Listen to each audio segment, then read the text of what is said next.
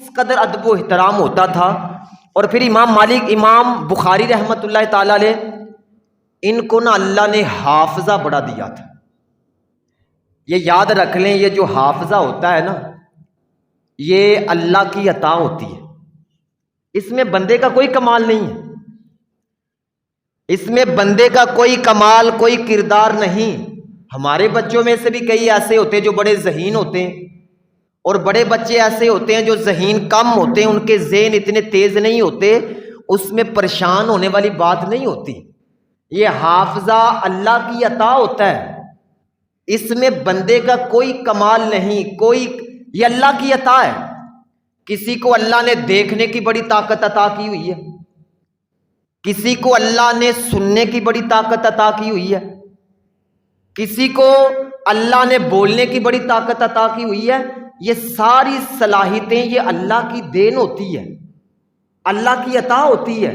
وہ ایک بندہ گزرا متنبی، اس کے بارے میں آتا ہے وہ بڑے میلوں سے آنے والے لوگوں کو دیکھ لیتا تھا۔ ایک مرتبہ لوگ کھڑے تھے، وہ بھی ادھر کھڑا تھا، دور سے نا گرد اڑ رہی تھی، مٹی اڑ رہی تھی۔ اب وہ لوگ کہنے لگے جی وہ مٹی کیوں اڑ رہی ہے؟ کسی نے کہا جی ہوا چل رہی اس لیے مٹی اڑ رہی ہے، کسی نے کہا جی گرد و غبار ہوگی اس لیے اڑ رہی ہے مٹی۔ وہ بندہ جو تھا نا متنبی، وہ کہنے لگا نہیں جی وہاں سے نا ایک سوار آ رہا ہے، ایک بندہ گھوڑے پر سوار آ رہا ہے۔ اب ان کو تو کسی کو نظر ہی نہیں آ رہا اتنی دور سے۔ اور پھر وہ بندہ بلا کیا کہنے لگا جس نے کہا سوار آ رہا ہے؟ اس نے کہا آ رہا ہے سوار اور وہ نا گڑ کھا رہا ہے۔ وہ لوگ حیران ہو گئے، سانو بندہ نہیں نظر آندا پیا، اے نو گڑ بھی نظر آندے ہے۔ اچھا اس نے کہا جی آپ جھوٹ بول رہے ہیں، اس کو کہا، اس نے کہا جی جب قریب آئے گا اس سے پوچھ لینا گڑ کھا رہا تھا کہ نہیں۔ اب انتظار کرنا شروع کیا، تھوڑی دیر کے بعد وہ سوار آ گیا اور لوگوں نے دیکھا اس کے ہاتھ میں گڑ تھا۔ اب لوگوں نے اس بندے سے سوال کیا، اس متنبی سے، کہنے لگے تمہیں کیسے پتا چلا؟ ہمیں تو بندہ نظر نہیں آ رہا تھا اور تو نے کہا بندہ آ رہا ہے، اور پھر یہ بھی بتایا کہ گڑ کھا رہا تھا، تمہیں پتا کیسے چلا؟ اس نے کہا جی جب یہ گڑ کھا رہا تھا نا، اس کے ہاتھوں پہ مکھیاں بیٹھ رہی تھی، اس کے ہاتھوں پہ۔ وہ بندے حیران ہو گئے، انہوں نے آکھا جی سانو سوار نظر نہیں آندے آسی، اینو گڑ بھی نظر آ گیا تے مکھیاں بھی نظر آ گئیں۔ اتنی بنائی یہ اللہ کی عطا ہوتی ہے، اس میں ہمارا کوئی کمال نہیں۔ بندہ یہ نہ سمجھا کرے کہ اس میں بندوں کا کمال ہے، یہ صلاحیتیں اللہ دیتا ہے، یہ اس کی عطا ہوتی ہے۔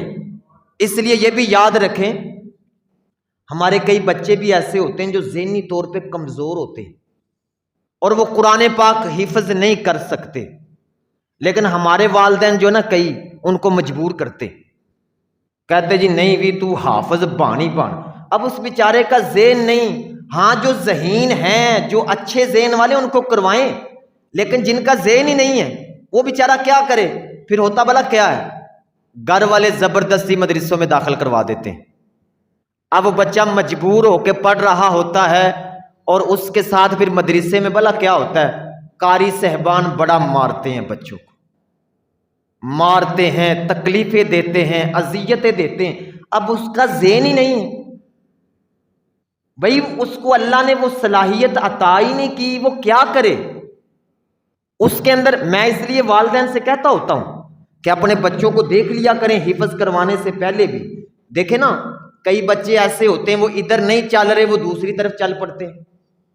اب وہ کام فرض تو نہیں ہے کہ آپ نے وہی بچوں کو کروانا ہے، اس کی صلاحیت دیکھیں، بچے کی صلاحیت دیکھیں، بچے کی صلاحیت کیا ہے، وہ کون سا کام کر سکتا ہے، کہیں ہم اس پر بوجھ تو نہیں ڈال رہے۔ پھر بلا کیا ہوتا ہے، آہستہ آہستہ وہ ذہنی طور پہ پریشان ہو جاتا بچہ، اور پریشان ہو کے نا اس کی زندگی برباد ہو جاتی، بچے کی زندگی برباد۔ کئی بچے ایسے ہیں ہمارے سامنے، وہ سکول میں بھی نہیں چلے جی، 10ویں کے پیپر 5 بار دیے، ہر بار ہی فیل ہوئے۔ اب اس میں بچوں کا ان کے ذہن ہی نہیں۔ اب ایسے بچوں کو کوشش کر کے کسی کام میں لگا دیا جائے، ہو سکتا ہے ادھر نہیں چلے تو وہ دوسری طرف. ایک بچہ میں نے خود دیکھا وہ 3 مرتبہ 10ویں سے فیل ہوا ہے. اس کے باپ نے مجھ سے مشورہ کیا, میں نے کہا جی اسے کوئی کام سکھا لیں. انہوں نے اس کو کام سکھایا, وہ کام پہ چل پڑا اور بڑی اچھی اعلیٰ ترین وہ کمائی کر رہا ہے.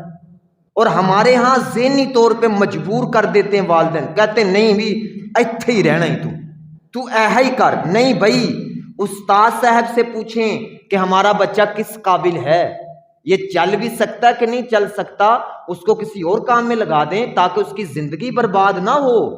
وہ ساری زندگی بیچارہ ایسے تڑپ تڑپ کے نہ گزارے.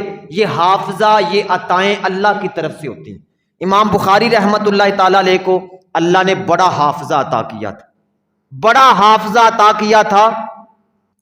ایک مرتبہ نا مدرسے میں گئے پڑھنے کے لیے بصرہ کے اندر, امام بخاری وہاں پر استاد صاحب پڑھاتے تھے اور بھی بڑے بچے پڑھتے تھے. وہ سارے بچوں کی عادت تھی وہ جو احادیث استاد پڑھاتے تھے نا وہ کاغذ کے اوپر لکھ لیتے تھے, لیکن امام بخاری نہیں لکھتے تھے. انہوں نے لکھنی, سب بچوں نے, امام بخاری نے نہیں لکھنی. 16 دن گزر گئے اور 15,000 احادیث پڑھ لی بچوں نے. کتنی جی؟ 16 دن 15,000 حدیث پڑھی گئی. وہ ایک دن نا بچوں نے امام بخاری سے کہا جی آپ نے تو وقت ضائع کر دیا ہے, آپ نے لکھی نہیں, ہم نے لکھی ہے. حدیث پاک میں بھی یہی ہے, نبی کریم صلی اللہ علیہ وسلم کا فرمان ہے علم لکھ کر محفوظ کر لو, علم لکھ کر محفوظ. انہوں نے کہا جی آپ نے لکھی نہیں, ہم نے لکھی ہے, آپ نے وقت ضائع کر لیا ہے. امام بخاری رحمت اللہ تعالی علیہ فرمانے لگے اسی طرح کرو, اپنے کاغذ لے آؤ جن پہ لکھی. اب وہ سارے بچے کاغذ لے کے آ گئے, آپ پاس بیٹھ گئے. آپ نے کہا جی شروع سے لے کے سننا شروع کر دو. آپ احادیث پڑھ رہے تھے اور وہ بچے بیٹھ کے سن رہے تھے, ساتھ والے لڑکے کلاس فیلو سن رہے تھے, یہاں تک کہ وہ لڑکے کہتے ہیں ایک جگہ پہ بیٹھ کر امام بخاری رحمت اللہ تعالیٰ علیہ نے 15,000 احادیث زبانی سنا دی. 15,000 احادیث. بھائی 15,000 کی بات کر رہا ہوں. اس وقت پاکستان میں بھی کوئی مولوی اداں دا نہیں جڑا یہ بھی دعویٰ کر دے مجھے 15,000 زبانی آتی, کوئی بھی کوئی نہیں جی. یہ اللہ کی عطا ہوتی ہے.